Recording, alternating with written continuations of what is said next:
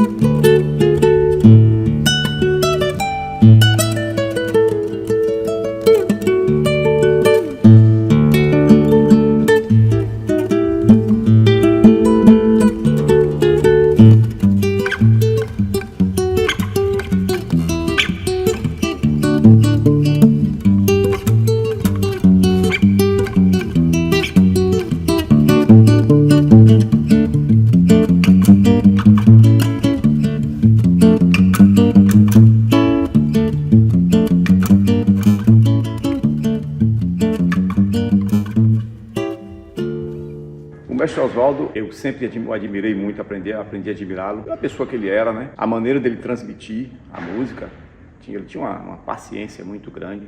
O seu Oswaldo era aquela pessoa que ele se dedicava mesmo assim ao ensino e tinha muita facilidade para transmitir conhecimento. Eu sempre admirei o seu Oswaldo também pelo fato da simplicidade, né? Ele é uma pessoa muito simples. É um homem que gostava sempre do essencial. Ele não se importava com a aparência. O importante para ele era funcionar. Por exemplo, o instrumento, ele tinha uma clarinete de uma boa marca, mas era um instrumento já bem antigo. E a clarinete dele, ele amarrava de borracha, não tinha problema. Ele não se importava com a aparência. Ele queria ver o instrumento funcionando.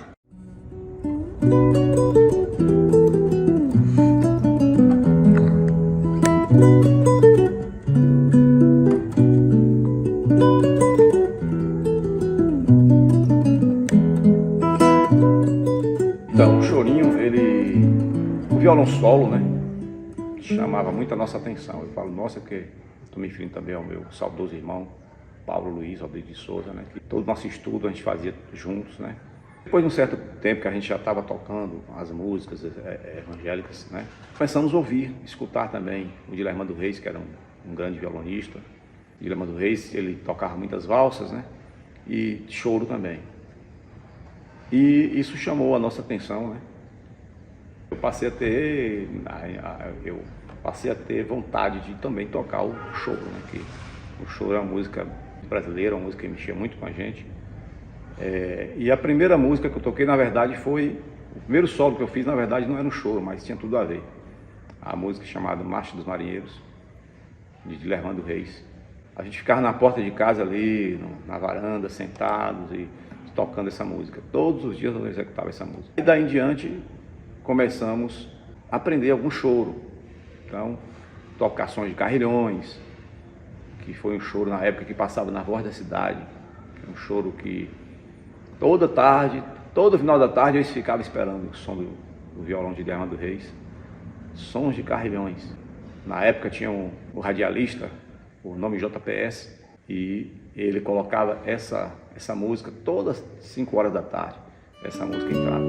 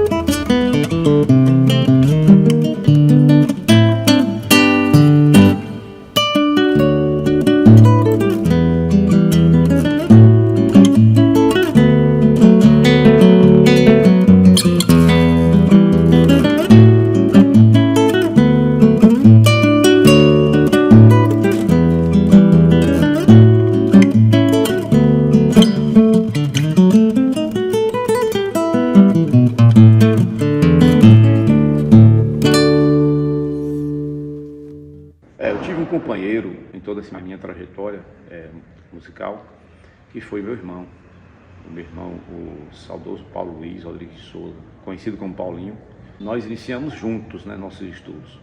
Desde as primeiras notas musicais. Ele era mais novo do que eu, ainda muito pequenininho ainda, mas ele era muito dedicado, gostava muito de música, e nós começamos a tocar juntos na igreja. Fomos a vários eventos evangélicos, E Paulo gostava também de cantar, como eu também às vezes cantava também na igreja. E daí em diante a gente começou também a buscar música instrumental, que era no caso aí o violão solo, né? Mais dificuldade em alguma coisa, o outro ia lá e ajudava.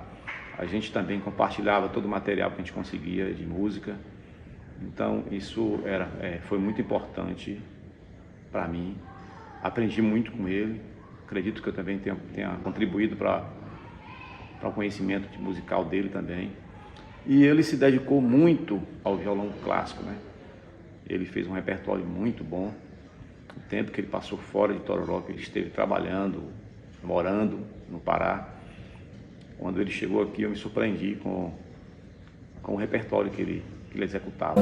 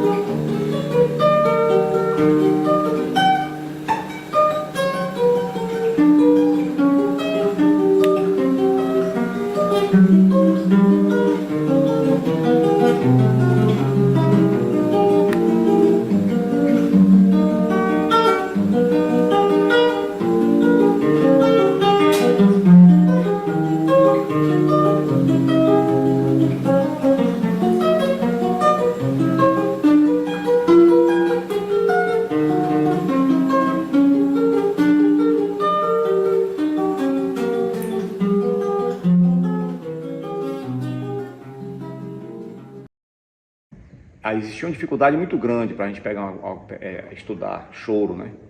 Porque as partituras, embora nós já estivéssemos lendo partitura, mas nós não tínhamos as partituras com facilidade, não conseguimos assim encontrar as partituras para estudar.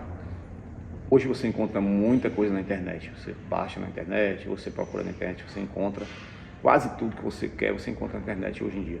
Naquele tempo não era assim, então você tinha que ir para o ouvido mesmo, tirar de ouvido. E depois de muito tempo, nós conseguimos alguma partitura, mas com muita dificuldade.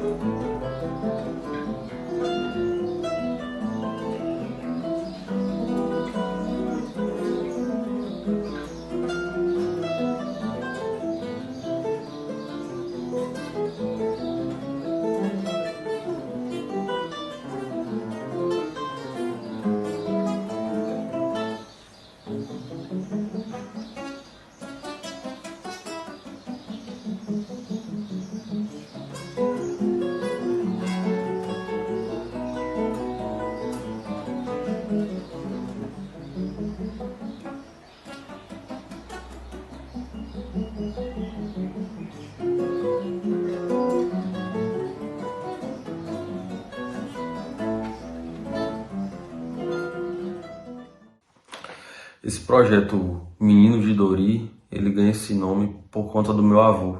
O meu tio sempre falava que quando ia ter algum evento, alguma ocasião, às vezes na igreja, quando perguntavam quem é que vai tocar hoje, aí sempre alguém falava, os Meninos de Dori. E acabou se tornando uma referência. Os Meninos de Dori tocam violão, os Meninos de Dori canta, virou uma marca registrada. A veia musical, o talento musical da nossa família vem mais pela parte da família da nossa avó, né? Meu bisavô, saudoso Ulisses Rodrigues, o que contam os mais velhos, era um grande violonista. O meu pai e o meu tio são dois grandes músicos, se dedicaram bastante a vários instrumentos, ao violão, teclado, saxofone, flauta transversal.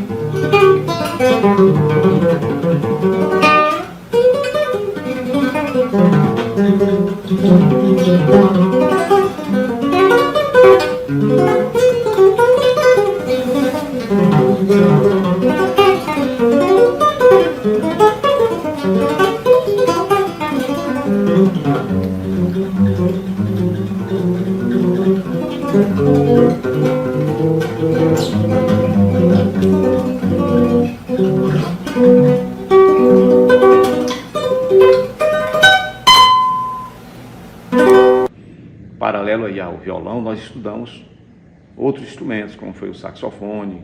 No caso dele, na época, ele estudou trompete, eu estudei o saxofone.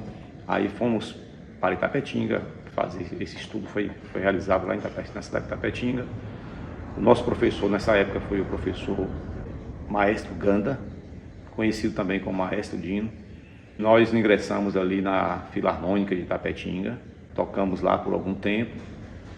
Mais adiante, eu fui trabalhar com comércio, dei um tempo na música e logo depois retornei, mas nunca parei de tocar. Apenas dei assim uma pausa naquele ritmo que eu tinha, né, de estudo. E essa época aí foi uma época que eu me dediquei mais ao ensino. Eu já não estava me dedicando tanto ao estudo. Estudava, mas não tinha muito tempo. Eu tinha que trabalhar. Tive aqui muitos alunos de violão, teclado também. Eu dei aula de teclado. Depois disso, quando eu já estava com a loja, no início do comércio, logo quando eu iniciei, eu continuei ainda a ensinar música aqui em Tororó. Continuo hoje ainda ensinando, estudando, porque a gente sabe que estudo, arte não tem fim. Hoje eu dou aula de particulares de música, né? Dou aulas particulares e também faço um trabalho no colégio com jovens, trabalham com oficina de música. Também faço trabalho com musicoterapia. Continuo muito envolvido com a música faz parte da minha vida. Alguns anos atrás eu fui procurado por Miro Marques, né, historiador, me mostrou o hino de Tororó. Ele tinha em mãos um CD na época. Ali estava o hino de Tororó e ele me pediu que eu escrevesse ali a partitura. Ele precisava ter a partitura ali registrada. Então ele me deu essa incumbência e eu escrevi à mão. Naquele tempo ninguém usava aqui o programa de música para você escrever no computador, então não existia isso. A gente escrevia mesmo, era no lápis. E eu escrevi, passei para ele. Está inclusive em uma das edições dos livros que ele já editou aqui de Tororó, a História de Tororó. Essa partitura foi escrita por mim, à mão e com muito carinho, porque eu sinto muito amor por essa cidade. E o hino de Tororó é um hino muito bonito.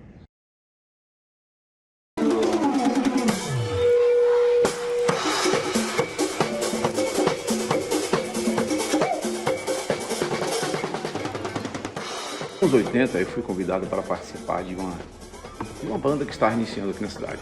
Garotos jovens ainda, e alguns mais jovens do que eu. Foi um tempo muito bom. Na época, essa banda estava iniciando. Eu vou citar o nome de alguns aqui da banda. Amauri, Geraldo, Claudinha, Odaí, Adelmo, que foi o guitarrista, e Netinho também, que é o Netinho do forró hoje. Então eu cheguei a tocar juntamente com esse grupo aí, nessa banda, chamada Cometa Som na época. Aí está Mauri, agitando a galera. Itamar, também ali, no seu teclado. Nós pegamos na época o Carnaval de Tororó, o prefeito nos contratou, e a nossa banda que tocou na rua. Nós tocamos na Praça Castro Alves. E foi um tempo muito bom. Foi muito emocionante. A banda estava apenas começando e agradava a todos.